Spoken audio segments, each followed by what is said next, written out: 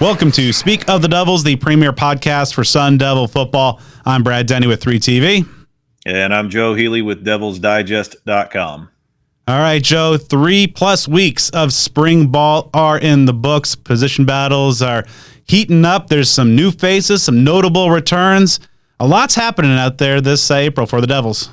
Yeah, there are some things that are, giving you some glimpses of what you might see in the fall. There are a lot of position groups that obviously have a long way to go to be figured out. There are some returns, some injuries, so you're getting a little dose of everything. Now, when it comes to the spring, sometimes there are trends that actually materialize. Sometimes there are things that need to be taken with a grain of salt. I mean, over the decades of following this program, there have been a lot of names that come to mind that are those spring all-stars that barely see the light of day when the time the fall comes around. So, there are good things to talk about here as we wind through and come to the late stages of spring ball. Yeah, so we'll get you caught up on the latest of all that's been happening out there at the Kajikawa practice facilities. We'll also be talking to a trio of Sun Devil guys having some pretty solid springs in their own right. Wide receiver Coben, Bourguet, defensive back Laterrance Welch, defensive end Ramar Williams, as well as a new Sun Devil commit. Xavier Skowron will be joining us a little bit later on, and a guy that's generated a lot of talk, and we'll jump in here as we open up the news bag here. Hines Ward, Super Bowl MVP, Steelers legend, perhaps the greatest blocker the NFL's ever seen on the outside, is the new wide receivers coach. It was announced over the weekend. He coached his first practice this afternoon or this morning on Tuesday morning. Joe, when you heard Hines Ward was going to be joining the Devils staff, what was your reaction? It's kind of a mixture of emotions, and I know that that's probably different than a lot of folks. I know, especially a lot of casual fans or folks that are not huge fans of ASU that see this move are overwhelmingly excited about it. Not saying that they shouldn't be. I just know that kind of burned by some other names of the past of folks who had incredible resumes as players in the NFL, Hall of Fame tier players who just didn't really put it together as assistant coaches, whether that's at ASU or elsewhere. Whether it's at a head coach, at assistant coach level, you just don't really see a lot of names of those, again, high tier, multi-time Pro Bowl players, Hall of Fame players that are doing those sort of things. There are some out there. I know there's a head coach at Colorado right now that, at least can, in some capacities, recruit and get a lot of fanfare. And there are a few other assistant coaches, that I skimmed through.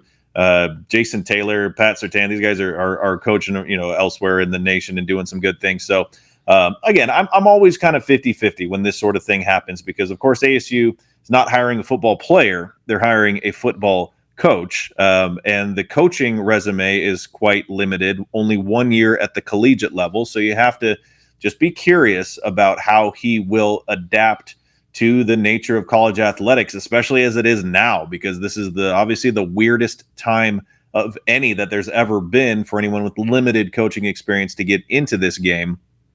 So what I want to see is just making sure that he comes in here hungry and willing to do the small things, willing to not have any sort of ego and to understand that he plays an important role. But the reality of the situation is he's not the expert in terms of college coaching. So to be able to use his skills where he has them, use his proficiencies where he has them, but also learn from the other coaches that he's going to be working with. And I'm certainly not saying that he won't. That's just what needs to happen, because we've seen arrogance in the past. It wasn't a full-time staffer. There was a guy here who just threw on that gold Hall of Fame jacket, thought that would be all that's necessary to get all the recruits to come to ASU or to get jobs as a coach.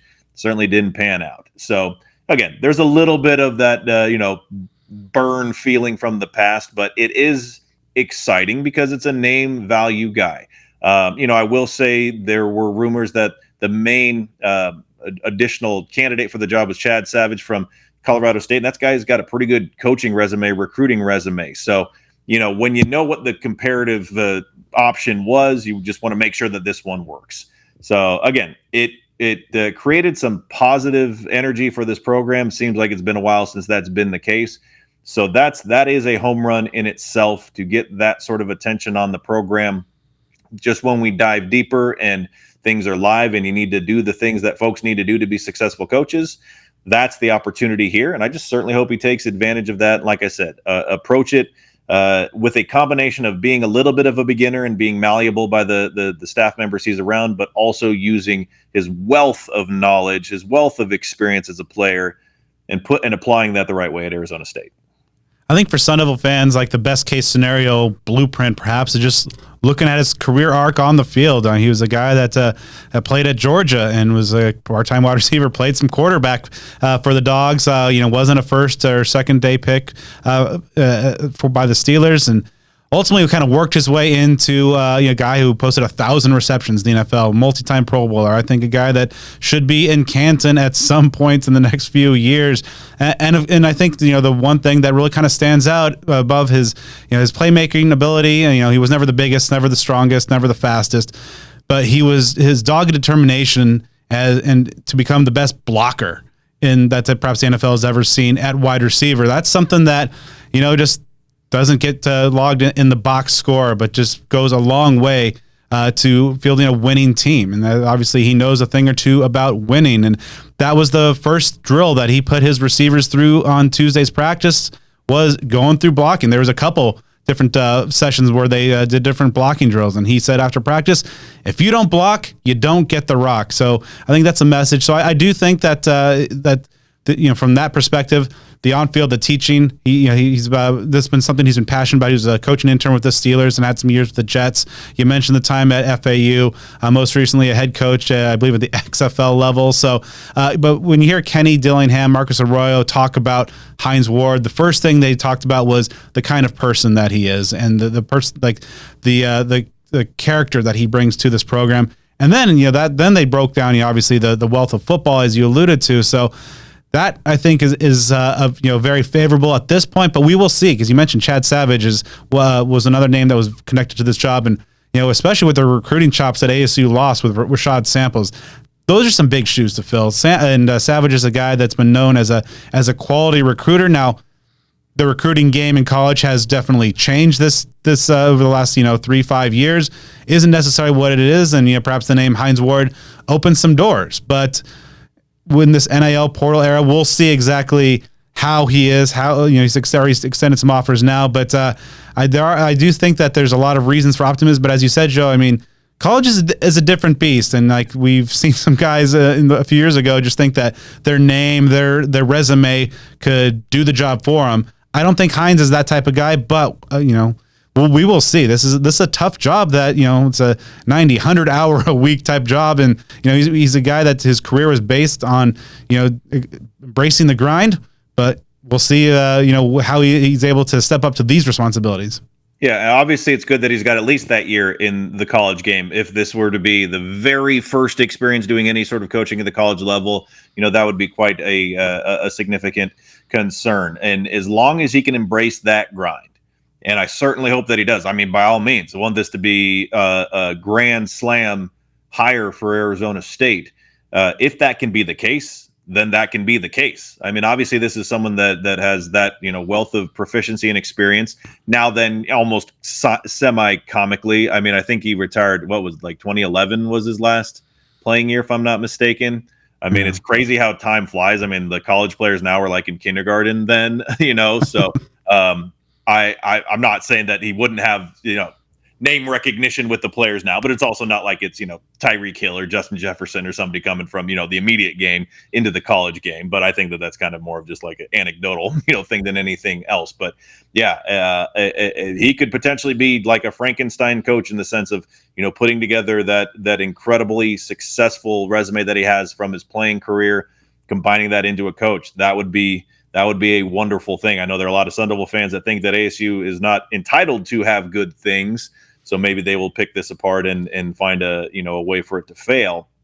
But again, that's the hope that he can put both sides of it together, take where he's already an expert and a world-class performer, and combine that with a skill set that's still developing, and just take the passion for that to grow, and that can be something. Again, there's a lot that he has on his side that he can use to his advantage. And obviously by doing that's ASU's advantage.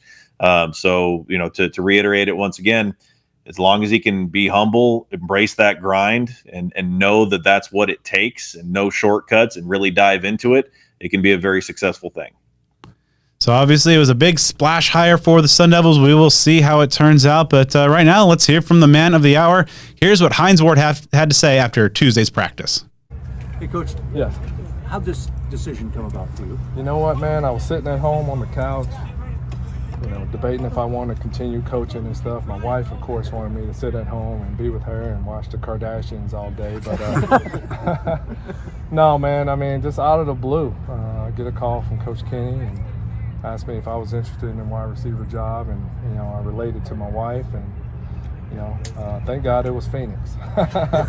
She said, hey, that might be something. And I'm a firm believer, man. God dropped this opportunity in my laps for a reason.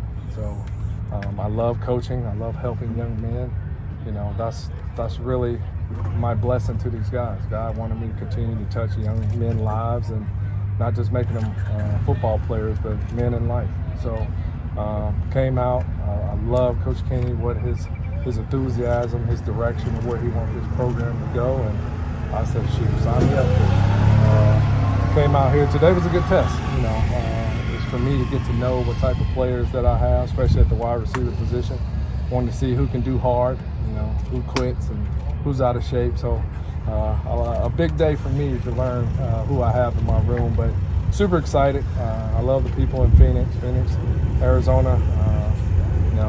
I apologize for us beating the Cardinals years ago, so don't take that against me. But I enjoy being here at Arizona State. Looking forward to meeting all the guys, and really, I want to be a blessing to these guys. Any advice that I can give them, because I've been where they wanted to go. I don't want them to make the same mistakes that I made. So it's a chance for me to give back and to help young guys be able to achieve their dreams. And everybody's not going to go to the pros, but they have to understand that there's more than life than football. So I get it. They love the game. Play as long as you possibly can. But at the end of the day, it's not just about football. It's about the man that I'm trying to improve. My big motto is get 1% better each and every day. If we do that, then by the end of the year, we'll be 365% better as men. So that's my motto. Hines, what's the process like of actually learning the players there? It's a lot different than pros, I tell you.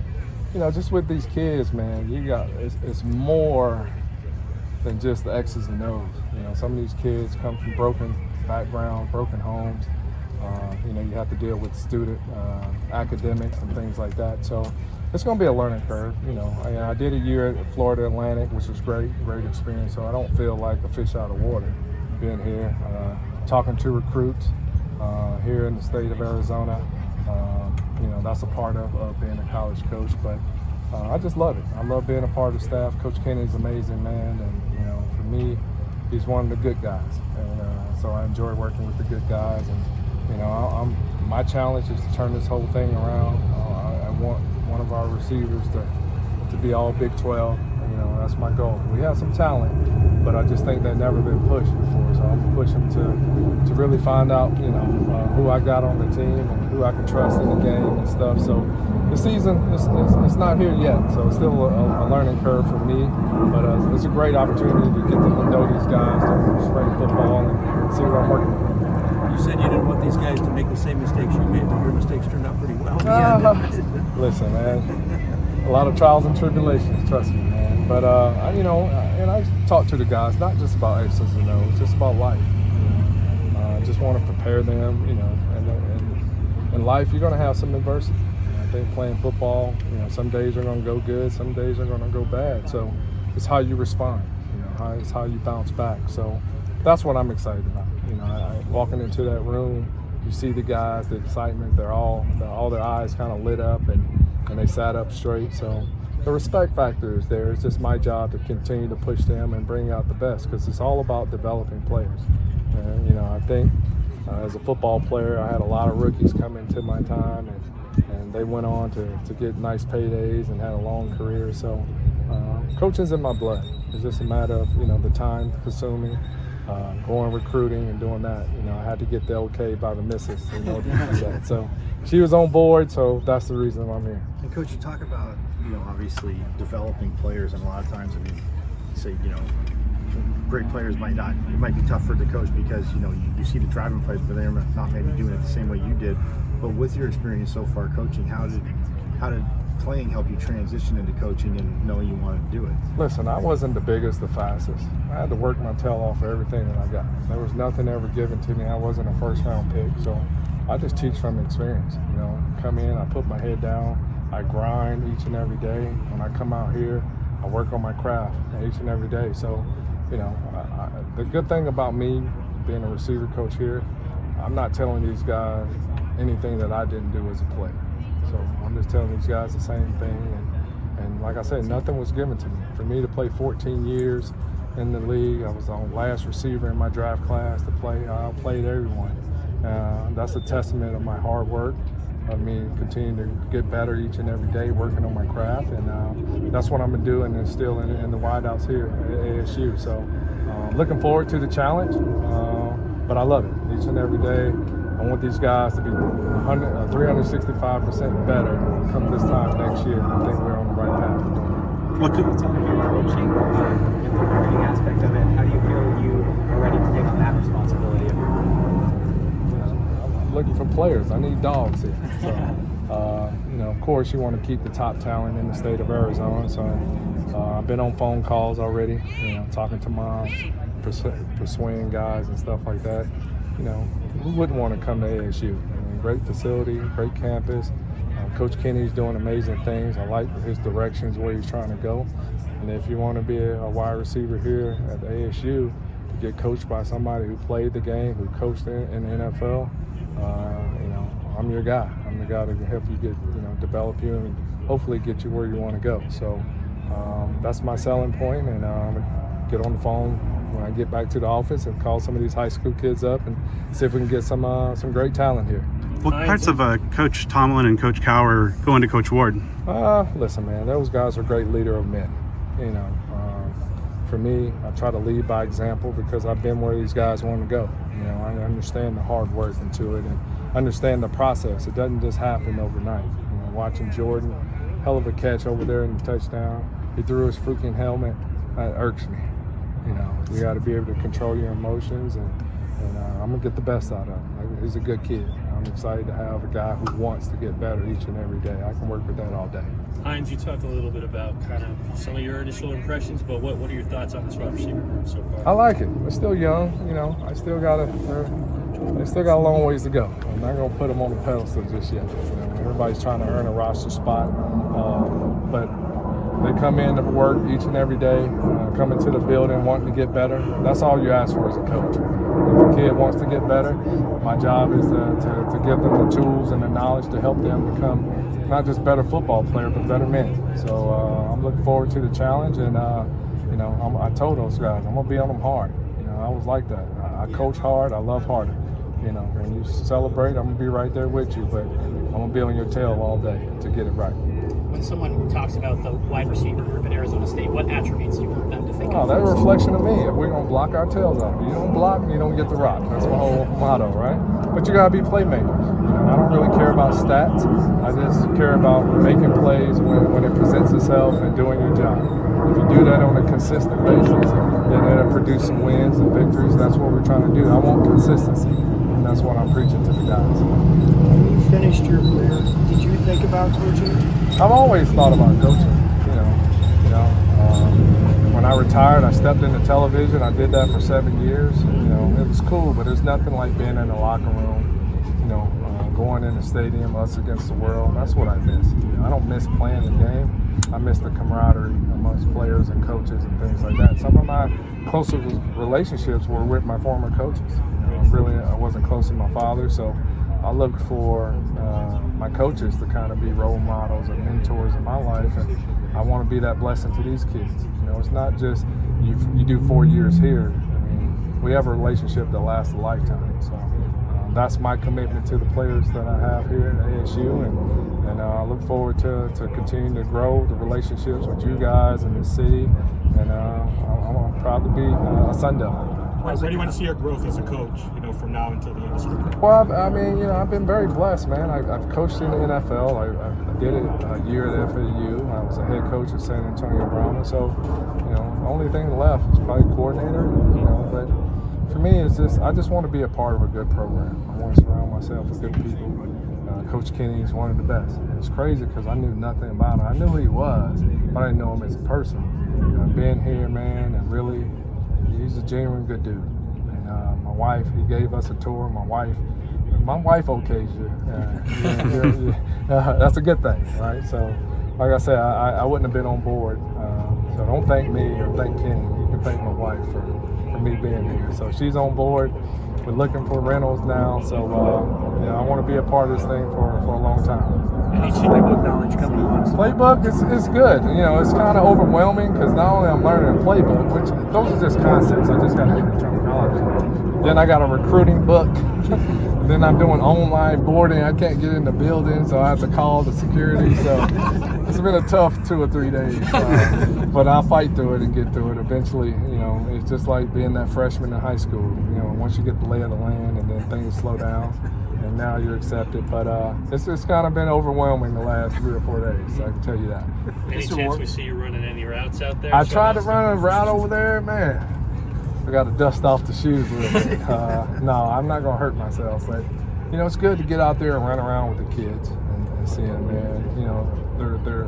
Their thirst for knowledge and wanting to get better is awesome. So just telling those a little nugget and they do it, that's the rewarding aspect of being a coach. When you can tell a kid something, a little nugget that can help them and they can do it on the football field, that's what it's all about for me. Now, collectively as a group, we got to just continue to work. And like I said, we're trying to build consistency. We can't have up and down practice. We need to have championship practice each and every day. But you only know what you know. So me being out here running around, pushing the guys to finish, that's what it's all about. All right, so some interesting comments from Coach Ward there. Continuing on with some notable news. Now, these are unfortunate, really kind of a bummer about just the nature of football. Unfortunately, there's injuries, and ASU has been having some good news on the injury front, as we'll get to, but some pretty bad news here is defensive end Anthony Cooper has torn his ACL. He's going to be at least or probably going to be out for the year. It seems like there might be a window open, just of course when the nature of this injury happened, and medical science, hopefully can get him back because, as a 6-year guy, he's been around, a local player as well. He's provided some real veteran leadership to that room, some good depth at edge.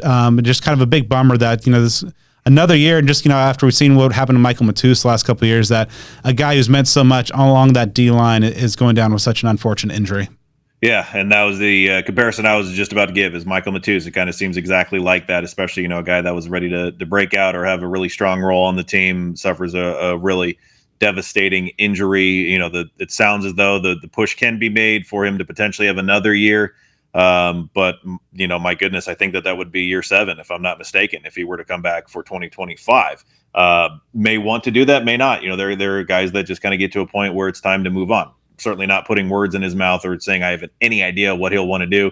Bottom line, it's it's a sorely unfortunate thing for a guy who is, if just going off the top of my head, I think he and Trent, is there anybody that's been on the roster longer than he and Trenton Bourguet? I mean, those strike me as the only guys that have been around since I think they both were in 2019, if I'm not mistaken. So, you're talking about one of your absolute longest tenured players on the roster, and you just hate to see them go down for injury. Aside from the sentimentality of it, again, he's a guy that can play. He's a guy that has shown some tremendous flashes for this program in the years he's been here and has the ability to play multiple positions, which is something that is very difficult to replace. So they'll certainly miss him on and off the field. Yeah, no, another injury note is that offensive tackle Maxi Hanachor is going to be out for the remainder of spring, but thankfully it is something that Kenny Dillingham says it's not a long term, that he should be back and ready to go for summer and fall camp. But we'll dive a little bit more into the situation at offensive line and perhaps the other guys along the defensive line that'll step up in Cooper's absence a little bit later on. Some good news on the recruiting front for the Devils this past week. They secured another commitment for the 2025 class. 3-star Texas DB Xavier Skowron, a 6-footer, 180 pounder from Texas City, Texas. A guy that has some versatility, he has some track speed, able to play. Looks like they're wanting him to play or some safety, but also perhaps some nickel as well. Yeah, and that's a good get, and it's encouraging to get someone from Texas. Obviously, with Shad Samples gone, now of course you still have Brian Carrington, so you have a guy who can really close out there in the Lone Star State. So you just want to keep that pipeline going. Yeah, and then moving on to some basketball notes before we dive into the spring football rundown.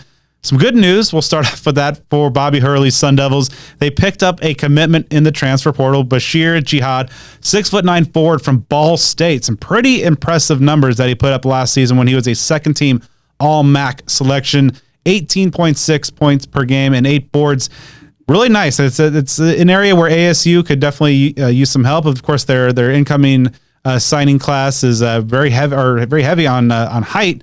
But as we'll get to, some of the guards might be that might be a different situation. But Jihad's a guy that looks like right now is a pretty good pickup for Bobby Hurley, a team that, in addition to talent, but just at this point needs some bodies. Yeah, because there have been additional portal entries. Brian Celebonge, Kamari Lands just today. We'll talk about others that have made commitment elsewhere.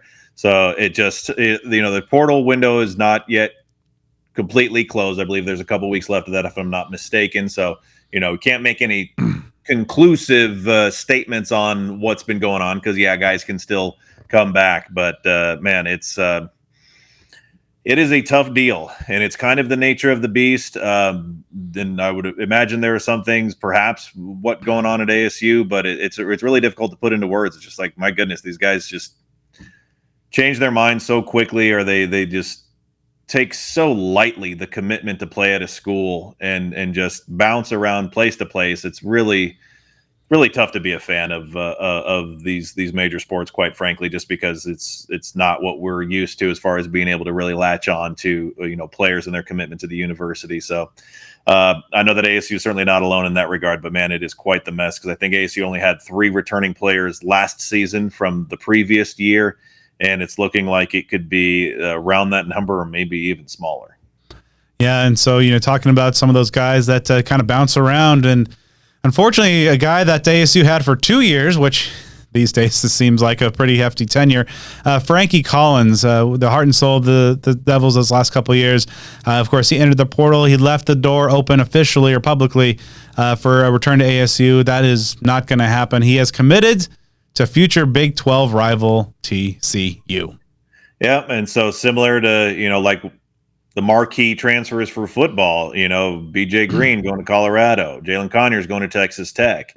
Here you've got your marquee basketball transfer going to TCU. So guys that are leaving Arizona State, if only for one more year, maybe more, depending on the circumstances, ASU fans are not going to get rid of them. They're going to see them in opposing colors.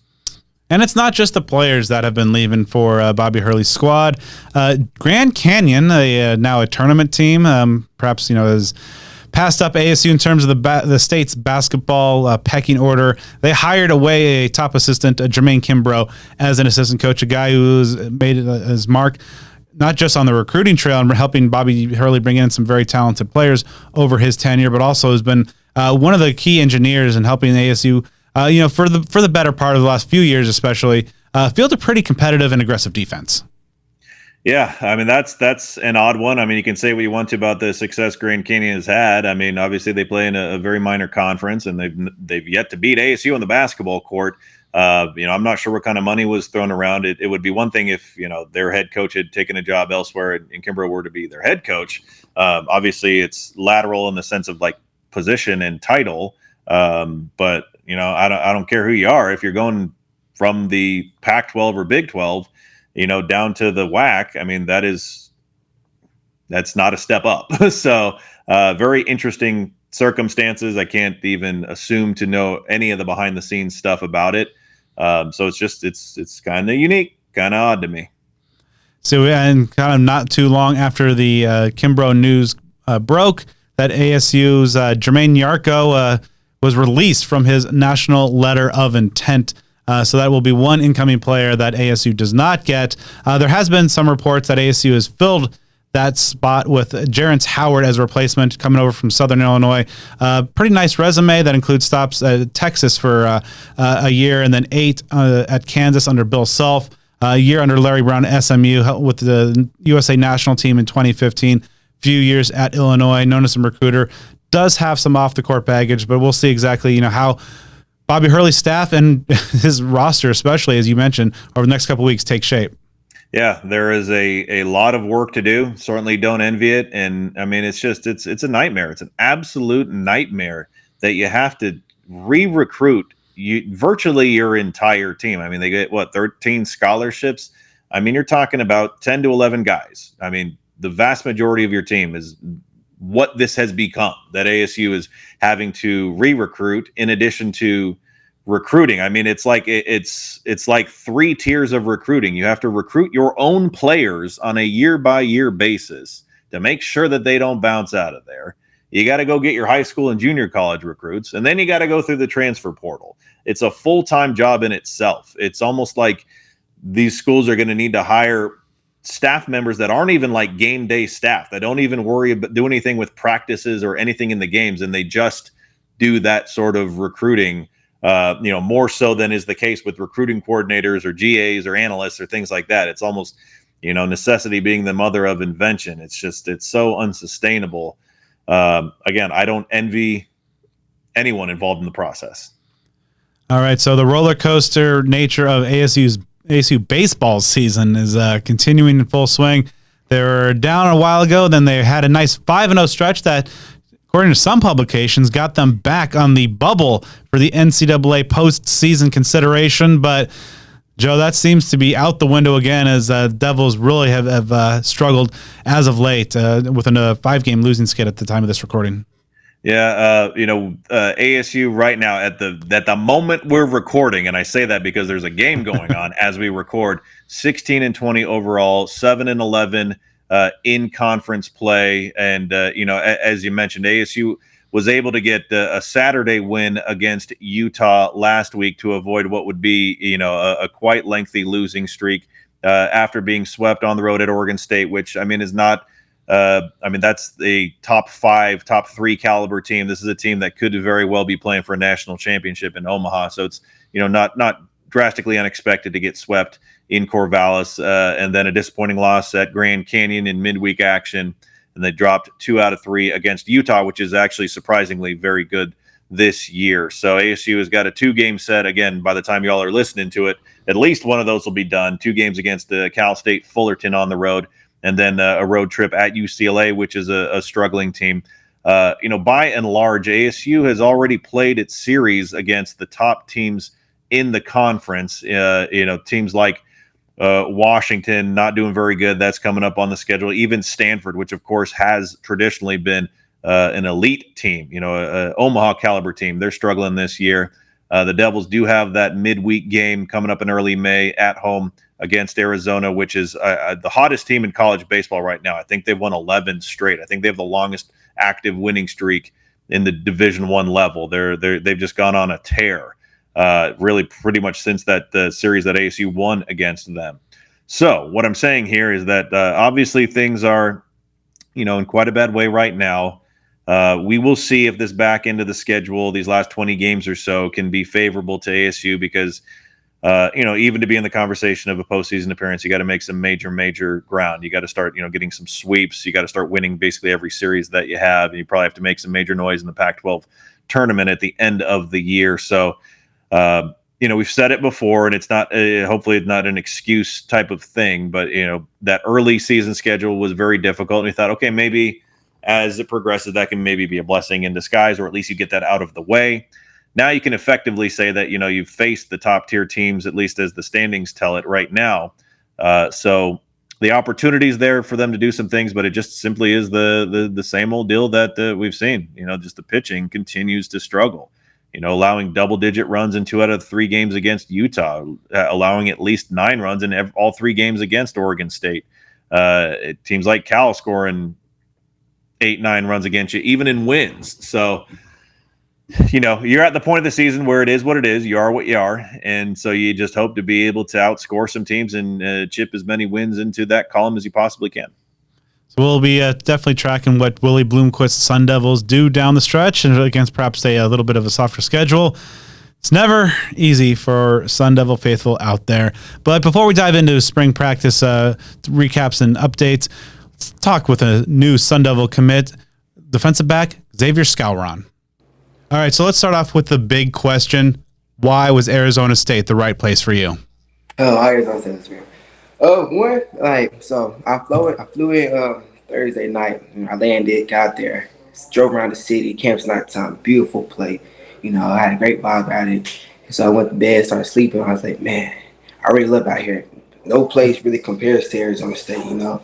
So next day I woke up out there, man. Beautiful city, hey, beautiful place. The practice was nice, you know. What really stood out to me the most was how Coach Dillingham kicked the D-line coach out of practice. So that kind of really stood out. How he don't show no favoritism, and if you're doing wrong, he gonna jump on you. So like that was stood out the most. And the academic part, you know, being a student athlete, academics is very important, you know. So you got to hang up the cleats one day. So academics is very important. So their academic place is top dollar. So like if you fail, it's really on you. Like they got all the support you need there. So that's what really led me to make my decision. So obviously you get to see things up close. You get to see the facility, you see a practice and how things operate that way. You know, when you got to kind of see how he works, what kind of jumped out to you about Kenny Dillingham as the leader of a college program? I feel like you know what he's doing. Like when he's talking, it's real. He been everywhere. He coached everywhere. Coached at Oregon OC, so he know how to run the offense and defense. So that's what stood out. He been everywhere, seen how everybody coach. Yeah, I feel like he took everything a little bit, absorbed it, and made his own.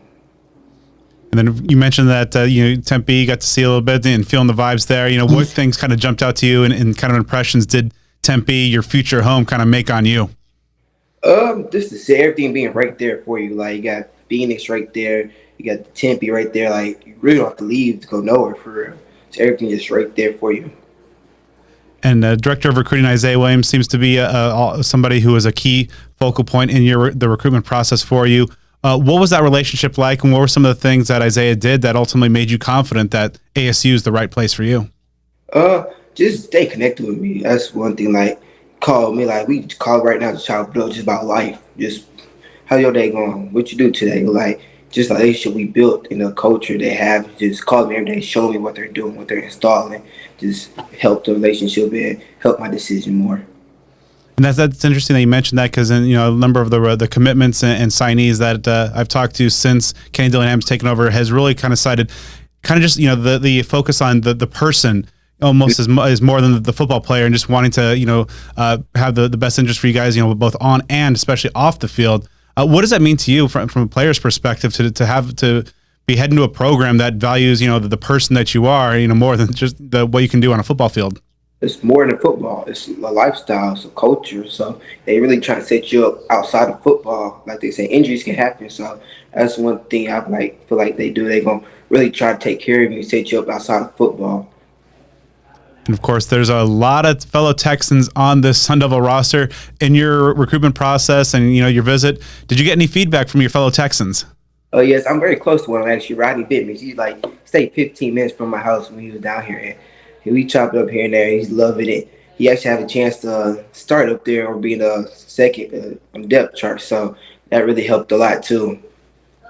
Yeah, Rodney's actually looked really good in the spring practices and all the ones that I've been covering out there. What does being part of just kind of this continuing and growing Texas to Tempe pipeline mean to you? Well, it's special. It'd be nice for everybody to come join it. It's now creating something very special here. It's gonna be very special here soon. So ultimately, Texas obviously has the reputation as just a kind of a football haven and football crazed state. What makes Texas football players just different from perhaps guys from California, Florida, Georgia, or anywhere else in the country? It's the commitment. It's a culture we just built for it. It's sleep it, eat it, live it. It's football is really what we do out here. So I feel like it's different. So I believe you started playing football, as a kid. I mean, what is it just like kind of growing up in that, culture that's just kind of all about football, all encompassing about football, and just, how that kind of forms and shapes you on your journey? Oh, that's a great question. That's a great question, actually. Growing up, you just love it. If you get mad or something, have a bad day or a week went bad, Saturday Little League games, you go take your anger out just after you win the game, stress relief, excited, then you go hang out with your friends. It's just different. And I don't know how to really explain it. And so, and of course, when you get to the high school level, the Friday night lights and how big it is down there, how do you feel, playing high level Texas ball is really helping prepare you for that jump up to major college football? I feel like just with the fans supporting us there every Friday night or Thursday night, just people who play, helps because we have a good amount of crowd people and be loud there. You know, we get to college, it's 1,000, 30,000, 40,000, maybe 100,000, and you just got to adapt to the sounds and everything. And make sure you hear the play calls, make sure you're focused, and you're actually paying attention to what we're doing. Of course, ASU making the move to the Big 12, you know, a lot of, you know, in that Texas footprint, you know, how much of a factor was that in your decision, knowing that they're going to be in your home state a lot? That's a fact, you know, family come out there and watch, you know, we'll be on TV every Saturday. So if you can't come out there, we're going to be on TV because we're in Big 12. So, but just have the family come up, make them little trips to Texas Tech, maybe Texas State when we play up there, or Houston or Fort Worth, you know. Everything's right there. They can drive or fly real quick. You know, you're talking about this Sun Devil defense, the future scheme you'll be in. You know, Brian Ward's known for being an aggressive defensive mastermind. In your experience and kind of getting to know what they like to do, you know, what jumps out about Coach Ward's defensive scheme? He's not scared of nothing. He have game plan for everything. He done seen everything all too. He been everywhere, so he know how to run a defense very well. So he's not scared to go man, go cover 3, or go cover 0 sometimes. Now, you're a player who has a great positional versatility. Do you have a sense at this point where they see you fitting in a position? The safety and nickels, I feel like I can fit in very well. You know, I played everywhere on the field, played outside linebacker, safety, nickel, corner. So I pretty much know how everything works, and I feel like that's what kind of helps a lot too. For any Sun Devil fans who might not have jumped on and watched any game film or caught you in person, give our viewers and listeners kind of a self-scouting report. What kind of skill set do you bring to a team? I bring a lot, you know. Like I said, I look at myself as Sean Taylor. So wherever the ball is, I feel like I'm going to be there. I come down and lay that hit. I know how to make open field tackles. I feel like I bring a lot of impact to the team. So you're also a guy who has run track as well. You know, how do you feel that, you know, your performance and training on the track has helped you on the gridiron? Helps a lot. Like they say, safeties really don't need a bunch of speed unless you about to get beat. But so my lateral move helped my lateral move. It's not how to side shuffle very quick, you know, come downhill, breaking, come down quick. And just the speed helps a lot, you know. For 10-2 guys, I'm right there. I ran 11.5 my sophomore year, so they actually said my junior. That's wrong. It was my sophomore year. I ran 11.5. So this year, I feel like I haven't stepped foot on the track yet due to injuries, but I feel like if I ran, I'm like 11 flat, 10-9 type of guy. And so looking ahead, you know, your final year at the prep level before making that jump up, you know, what are some of the things that you want to accomplish this upcoming season and also things that you want to kind of work on to get ready for the big jump in 2025? I want to start breaking down film more, understanding what the offense is trying to do, reading my keys more, working on my hands, my eye coordination, just reading the line and pull. And so just take my game to the next level. And so, you know, looking a little bit ahead to the future next year when you're finally in that maroon and gold, you know, what is it going to mean most to you? What's most special to you about making that jump up and someday soon being a Sun Devil? Especially I'll be the first in my family to go for football. So I feel like just supporting my family and just putting my last name out there. That's probably what I'm most looking for, just making my family proud. All right, let's take a look at ASU's spring practices and all the developments that have been going on over the last 3+ weeks. There are just now, as of the time of this recording, 5 more practices to go, including the spring game on April 26th. That's a Friday night, 6 p.m. at Mountain America Stadium. Free admission. Head out there. But let's start off with quarterback. The big development of this past week, Joe, of course, was the guy here for our YouTube listeners on the monitor there, Jaden Rashada, making a quicker than expected return from the thumb injury that had kept him out basically up to this point. He started off throwing a little bit in some drills, some individual position work, kind of then participated in some one-on-one 7-on-7s, and then actually took some team reps starting with Saturday during a scrimmage-heavy practice, and also earlier today took some reps as well. Overall, some rust was definitely apparent. I believe his first pass in 7-on-7 last week was an interception, but to Kamari Wilson. But you expect some of that rust to just kind of be natural as he has not been throwing. He has looked a little bit better. Had a throw in particular that was very impressive earlier today. But he's working his way back. So it's still at this point kind of a 2-horse race, at least in terms of what we've seen so far this spring between Sam Levitt and Trent Bourguet. During week 3, Trent Bourguet took the first series out in all the team sessions, as Levitt had been doing the prior week. Even earlier today on Tuesday, it was Bourguet. But so far, I thought, as of right now, if we take the totality of 10 practices, that Levitt probably has had the slightly stronger spring. He's showing some good mobility, definitely a stronger arm and some good second-level throws, especially last few practices with a connection with Jordan Tyson going on. But as of right now, no one is really kind of wowing or taking control of this race. Yeah, and that really should not be a surprise to anyone, especially with Rashada having been out, even though he's getting some action now. This is one where folks just kind of have to settle in and understand that this is definitely going to go into the fall. Again, that was something that could be easily predicted from the onset of things. Could very well be, right up to the end. Could be something that, maybe even trickles into the season. Who knows? So that competition, if there's anybody out there that was expecting these spring practices to result in the crowning of a QB1, got to have more patience than that. So things are still looking pretty good for the playmakers, running back and wide receiver.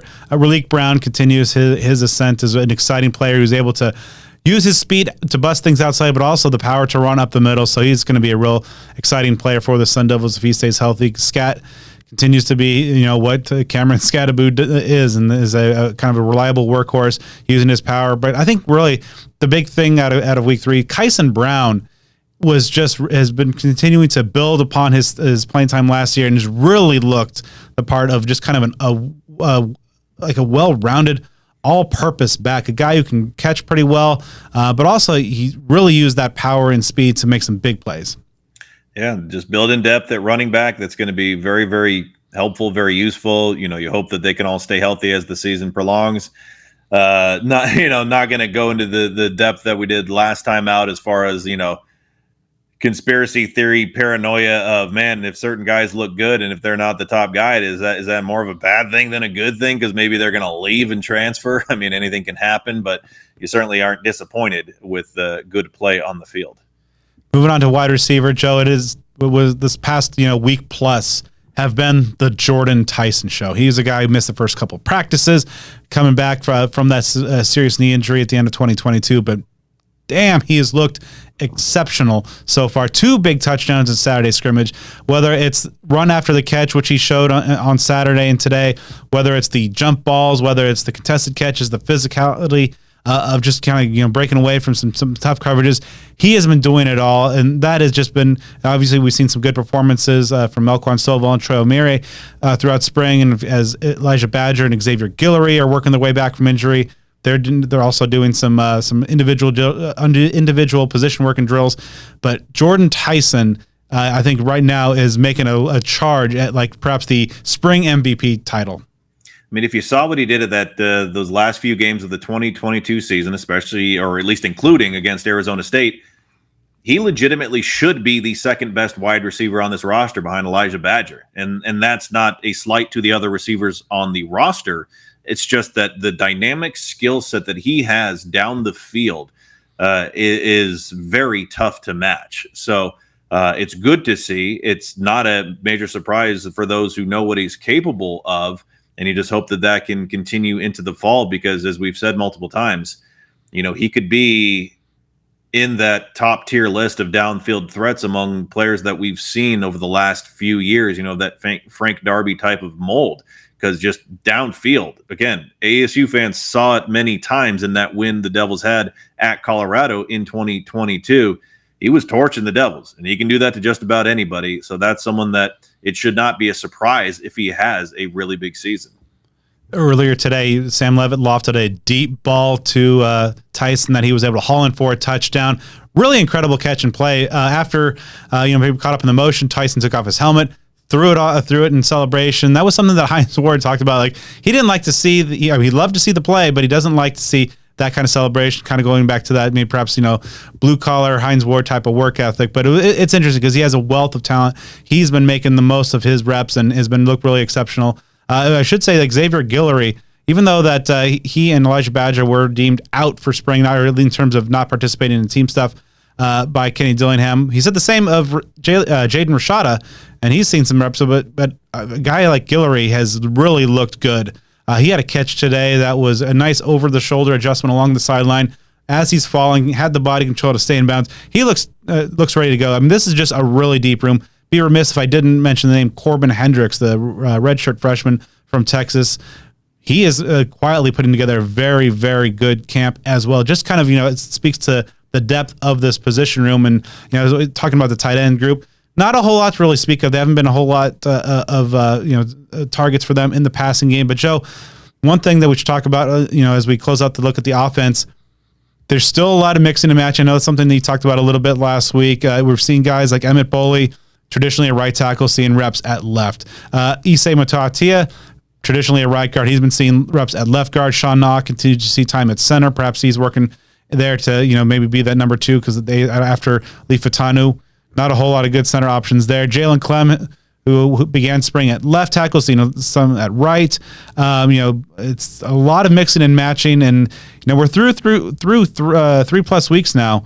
I mean, do you think that they need to have at some point a spring lineup set by the end, or do you think that these 5 weeks are just got a time to see what everybody can do wherever they can do it?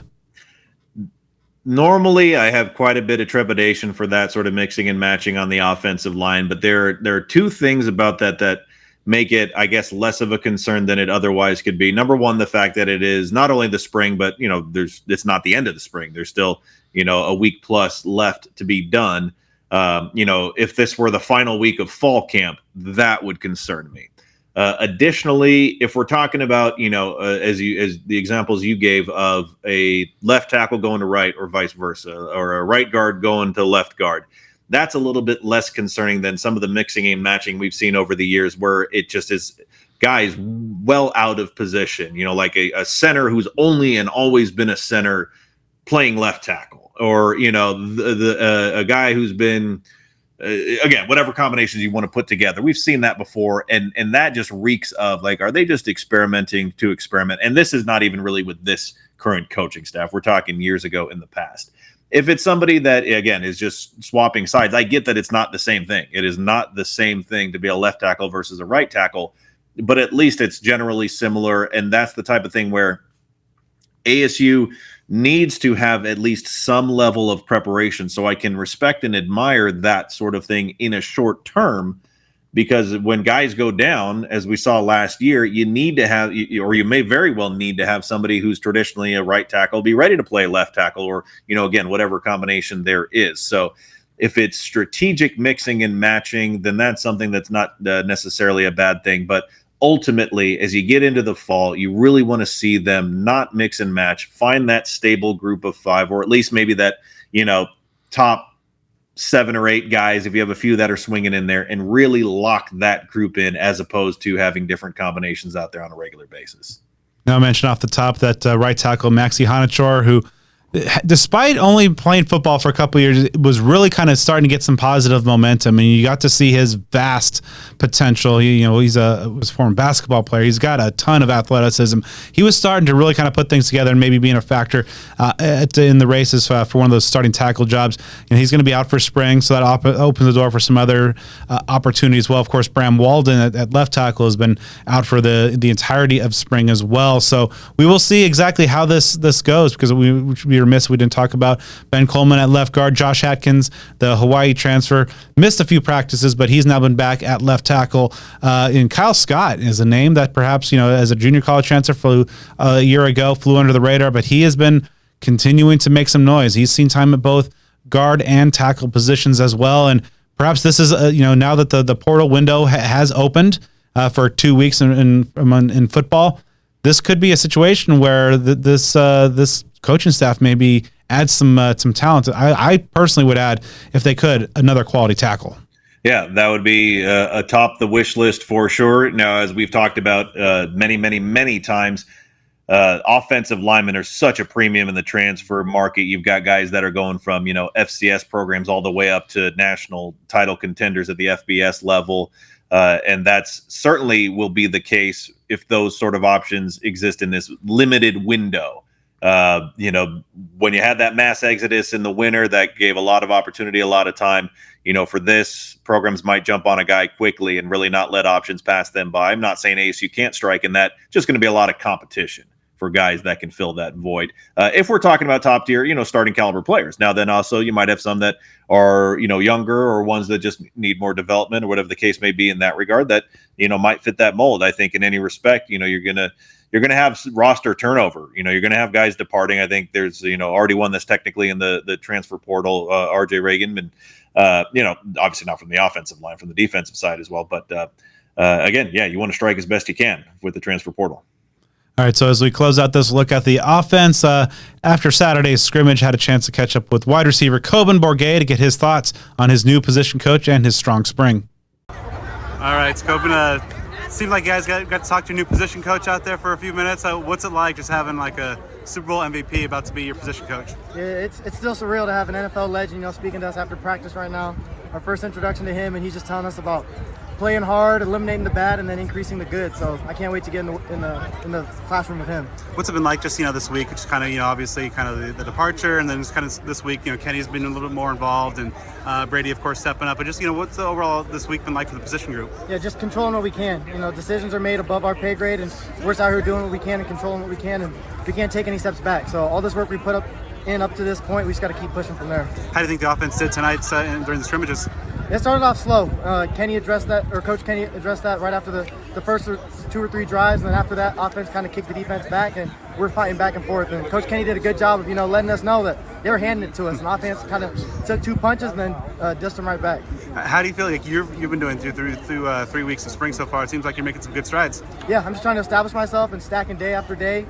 Biggest thing is just being consistent. I don't want to have any down days and have a really good day. I'd rather keep even keeled and then keep pushing from there and growing. Where do you feel you've made the biggest strides from practice 1 through practice 9 now? I would just say my landmarks and understanding why I'm running a certain route and knowing where to get on the field rather than just running blindly and not going with the flow. So just my football IQ and having more awareness on the field, I would say, is my biggest advancement. Obviously, the receivers, working with a number of different quarterbacks, as they continue their own battle. What's it like just from a receiver's perspective, just, working with a number of different quarterbacks on, perhaps, each different drive? Yeah, you just have to be ready for anything. So, I have 100% chemistry with my brother when I'm out there, so that's about as good as it can get right there, and then just dealing in with whoever else is out there. And, you always got to make the quarterback right. So no matter who's out there, there's no excuses for the receiver standpoint. Just doing our best to catch whatever ball the quarterback throws. Now, obviously, with like X and Badge working their way back from injuries, some more reps for some other guys and maybe some younger guys, who's caught your eye? It's awesome to have JT back out here and him being close to 100% because he is about as smooth as you could get. Derek's really stepping his way up. We have a lot of guys like Jake is back being 100% involved with the offense. So there's a lot of guys that didn't get action last year that are going to step up and be big-time playmakers this year. Last 2 weeks of spring, what do you want to show this staff and Marcus Arroyo? Just want to keep stacking days, like I said earlier, and consistency and elevate my status from right now. So next time I'm talking to you, I want to have an even better day with no matter the stats, but just blocking down the field, making highlights on the film and showing up in different ways. So. All right, Joe, let's take a look at the defense starting up front. And despite the loss of Anthony Cooper, I think the defensive end spots are in a pretty decent shape because the pass rush continues to excel. Now, perhaps that's maybe to our earlier point, maybe somewhat a reflection of the offensive line, but Clayton Smith continues to be a menace. It seems like he's picking up a sack or two every practice. Prince Dorba has been explosive, and I've been kind of really impressed with the last week about his ability to stop the run. But with Cooper out, he was running with the second team. Guys like Justin Watley, who've really made some strides. He had a pick six as well as a couple of good plays, both as a pass rusher and against the run. And Elijah O'Neal are guys that have stepped up, but are going to need to continue to step up. O'Neal, in fact, had a sack earlier today. Yeah, and so that's, the rotation got a little smaller with that injury departure. So you need the guys that are in there to step up, really counting on Dorba and Clayton Smith to be like highly reliable starters and really counting on O'Neal to have a breakout season in what I believe is his last year of eligibility. Kicking on inside, it's kind of the same status quo in a lot of ways. The top three guys continuing to look really good. CJ Fight, Jeff Clark, Jacob Kangaika look like a very potent trio of guys. The question then is, in these last 2 weeks or so, who's going to be the guy to kind of be that fourth tackle or guy that can provide some quality reps? Obviously, it's a position that you need a good rotation, good healthy rotation. You need, Sam Benjamin, Tristan Monday are in that mix. JP Dieter, the Purdue transfer, Blazin Lona Wong. are these guys going to be able to kind of make a move here over the last 5 practices? Yeah, and it goes to show you how ASU's really upgraded in the transfer portal, and a guy like CJ Fide who's advanced from year 1 to year 2, because a couple of names that you just mentioned, Monday and Benjamin, those were top level guys that started quite a bit and at least played a lot last year. And now just after, a few months, but a few key additions to the defensive line, they're, fighting for their spot. Be remiss also if we did not say the kind of the weekly thing at this point. Ramar Williams, true freshman, buy low now. Like his stock, I think, is going to be increasing here in the future. Moving over to linebacker, the week 3 saw a very welcome return by Tate Romney after being out of the lineup for a while. Made his presence known. He's been taking some reps, usually in the position drills near that front of the line, and that kind of usually shows in kind of a reflection of the coach's kind of pecking order. But he's been making up for lost time and just making some good plays as well. Earlier today, had a sack and a on the final play of practice, from our vantage point, let's say a 90, maybe 95-yard pick 6. Some excellent instincts there in jumping a route on a ball that was thrown by Sam Levitt. He's been back and kind of adding to a very impressive group overall, Joe. I know with Zaire Fiaseu and Keyshawn Elliott making their names and have been really strong spring. Jordan Crook's quickness and explosiveness has really kind of stood out to me as well as Martell Hughes, the true freshman. Not sure if he's going to crack that rotation, but as a true freshman, he's been looking good and some very good, visible strides. Week by week, he's getting better and could be a guy that perhaps maybe contributes on special teams this year. Yeah, I'm just eager to see how they get them all time, how they fit them all in, what sort of rotation they do, or do they give different looks that are maybe a little bit unexpected because, you brought in 2 highly capable starters. You return your guys that started a good amount last year, one a little bit more than the other. So I believe like we talked about in the preview of the spring, I think there are 5 guys on this roster who've got D1 starting experience at linebacker. And when you run typically a 2-man linebacker set, you do the math, only so much to go around, but that can be a good thing if they use that rotation wisely, kind of keep everybody satisfied. So moving on to defensive backs, safeties kind of status quo through week 3. Your studs are starting at with Shamari Simmons, Xavier Alford, 2 really good guys, some great depth behind them, and Ghost Rouser and Montana Warren. Kamari Wilson also, as mentioned, had a pick of Jaden Rashada. He's been looking good. So I think right now the big battle is going to be at nickel, where Cole Martin, I think, made big strides in his battle against Mason Williams for that starting job. Ed Woods looks like he's locked down one job, at least in terms of the cornerback starting this spring. Laterrance Welch and Javon Robinson seem to be a nice little battle. Keith Abney is in that mix as well. So who's going to be that cornerback 2, so to speak, in this defense? I think that's going to be one of the more compelling storylines to track over the last 5 practices. Yeah, I mean, both Welch and Robinson are talented. They bring a little bit something different to the table, and just in terms of their background, Welch is that high-tier recruit, played at LSU for a while. Robinson comes from Washington State, where he's got experience playing for Brian Ward, so they both offer a little bit something different.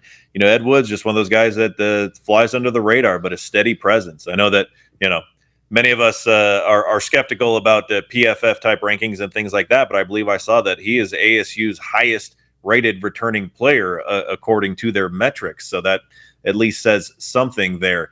So, again, a lot of depth, a lot of competition there at every single tier of the secondary. So at special teams, the kicker battle continues, and I think at this point, Carson Kiefer has been clearly the more consistent kicker, even though he might not have necessarily the stronger leg. Ian Hershey probably edges him out in that department, but as we talked about, that's going to be something that moving forward, with some of these summer editions, that'll play out to perhaps in a more meaningful way. But as we kind of close out those look at the defense, as a guy that we were just talked about a moment ago, Laterrance Welch, he's having a strong camp, making that run for a starting job, firmly in that 2 deep. Had a chance to catch up with him after Saturday's scrimmage. All right, so 3 weeks in the books as a Sun Devil. How do you think the spring's going for you? It's going good. It's basically just getting the fundamentals down, just working every day, coming out here, just being a leader and just getting everything done. How do you think the defense performed in tonight's scrimmages? We started off fast. We ended a little slow, but that's all it is. I feel like we're getting better as a team. The offense making us better, and we're making the offense better. So how do you feel what strides do you feel that you've made from practice 1 now through practice 9?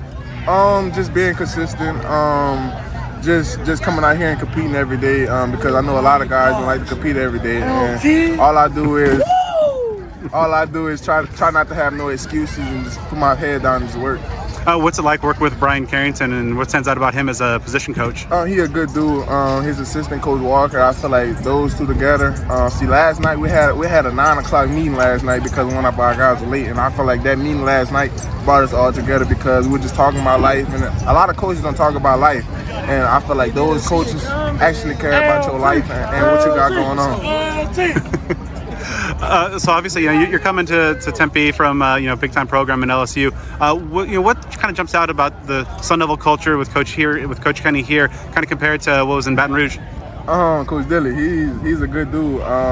Being out here with him, I want to say he's a real genuine guy who's actually cared about his team. Like that video that's going viral right now, him playing the game with the players, just stuff like that. That's what it's all about, team bonding. And I feel like I ain't have that where I came from, and just being here with him and his family, it's a huge blessing. How much of an impact do you think that can actually, that having that chemistry, that brotherhood that's going on here, how much do you think that can actually kind of translate into kind of tangible on-field results?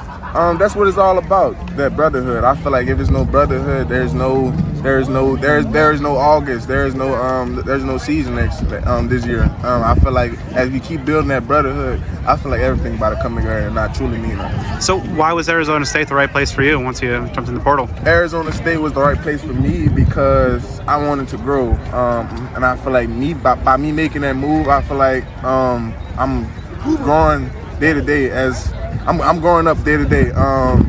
Being out here is one of the best experiences I ever had. Just by me going all the way from home and just coming out here, I mean, I want to say it's a huge blessing. So. What's life just like? Maybe off the field, just how you like in Tempe, how you like the desert? I love it actually. It's quiet. It's a lot of genuine people out here. I ain't have no trouble since I've been here. So really, I just been living life and just balling. What kind of jumps out to you about Brian Ward's defense? He's a coach that's known for bringing some pretty aggressive schemes. I want to say he's very aggressive. I mean, he wants what he wants. He wants the disguises he wants. So by me coming out here every day, I just want to work on the little things that he wants so I can be a big piece of this defense. Speaking of working on things, 2 weeks left in spring. What are the things that you want to make sure you show this coaching staff to kind of position yourself well heading into the summer? Really, I just want to show that they can trust Laterrance Welch. I want to say they can trust me on that island. They can trust me just being a leader to those young guys in the group. And like I said, I'm just glad to be here, bro. Next up, you'll hear from true freshman defensive end Ramar Williams, a local player who's playing for his hometown school. He had a chance to catch up with him, get his thoughts on repping the maroon and gold, staying home, and his fit in Brian Ward's defense. So first college camp, about halfway through, how do you think things are going so far? I feel like things are going good. I mean, it's fun being out here with the guys. Great environment, beautiful Arizona, working out here with everybody, with coach, and getting fundamentals right and trying to build this defense to be, a great defense. What really jumps out to you making that jump up from the high school ranks to college ball? For sure the speed and the details and a lot more technique stuff. High school, you kind of just go out there and play, but here's more details, knowing what guy you attacking, gap, schemes, and stuff like that.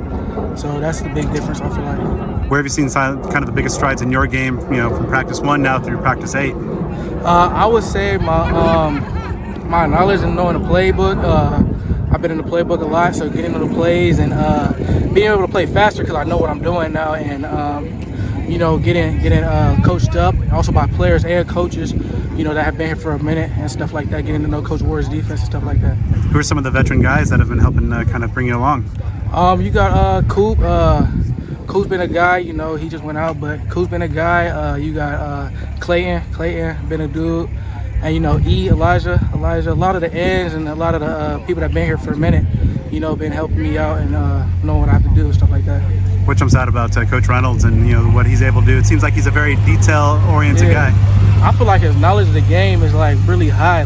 Some of the things he be saying, and then, the way he's able to explain it to you afterwards, when you're able to get, the reasoning towards, why you're doing something and stuff like that, it makes you understand your assignment a lot more when you get that why piece in there and stuff like that. So his knowledge of the game and what he knows and how he coaches is a great part. Why was Arizona State the right place for you? I mean, as you can see, you got the beautiful sky, beautiful place. Coach Dillingham's a great guy, great coach. Just being home, being able to put on for the city, being able to put on for the family, and stuff like that, and being able to have that support around me from Arizona, being from here and stuff like that. So yeah. How special is that, just to be a hometown guy, to play for your hometown school, and also to see, for a coach that really is placing a premium and a priority on local players such as yourself? Right. That is real special. I mean, if you, honestly, like if you recruit, you got ASU. I mean, this is the place to be. I mean, you got great coaching staff. You got beautiful facilities, beautiful knowledge. You're gonna learn a lot here, and you're gonna be able to grow your game and be able to succeed on the field. So, yeah. And then over the last couple of weeks, of spring ball, what are the things that you really want to show this coaching staff and kind of, leave that impression heading into summer? Just that I'm able to go out there and do it. Go out there and compete and play ball. I mean, do what I love so much, and being able to be out there with the guys and go out there and compete. So, yeah. And that's going to do it for this episode of Speak of the Devils. I'd like to thank our lengthy guest list on this episode: Hines Ward, Coben Bourguet, Ramar Williams, Laterrance Welch, and Xavier Skowron. Spring practice is heating up. We are in the middle of week 4 of 5. So we are approaching the home stretch here. A lot going on. Make sure you follow the show on the social media side of things, on Twitter at SOTD Podcast, on Instagram at Speak of the Devils. Subscribe on YouTube. Follow us on Facebook. Give me a follow on social media at bdenny29. And you can follow me at Joe Healy42. And for those watching this on YouTube and they notice that I'm looking real fresh today in this Whataburger button-up type of shirt, it's nice little soft, silky material. This was a very thoughtful gift from an incredible Sun Devil, Dave Rasley. Raz, he loves all things ASU. Really, really into Sun Devil baseball. I was hanging out with him at the ball game a little bit on Sunday afternoon. Just a real thoughtful dude. Just, got a friend to gift just for no other reason than to, be a real kind human being. So I want to give him a huge thank you and shout out. I know a lot of folks follow him on Twitter. He's just a great, great guy. Deserves some recognition, some love, because like I said, just a wonderful human being and an all-time great Sun Devil fan. So thank you. Thank you. And then while we're sending out nice things and while we're appreciating folks, a huge thank you once again to our sponsors, including Jones Auto Group, DevilsDigest.com, Cactus Sports, Burrito Express, Spaghetti Shack, and Sun Devil Family Charities. As well as Home Field Apparel. You can get 15% off your first order at homefieldapparel.com. Premium vintage collegiate apparel. They got super comfortable shirts, crew necks, hoodies, joggers, pennants, and more, as long with a 26-piece ASU collection, including an amazing bomber jacket. A couple of new hats dropped as well, along with 180 schools. 15% off your first order, homefieldapparel.com. Just use offer code SOTD23. And Joe, and as well as, make sure you drop us a 5-star review on the podcast platform of your choice. Greatly appreciate, especially you Apple Podcast listeners. We know that's where the majority come from. Help us get over 200 reviews. That'd be a nice thing for you to do. Joe and I will be back next week to get you up and ready for the home stretch into the spring game of Sun Devil spring practice.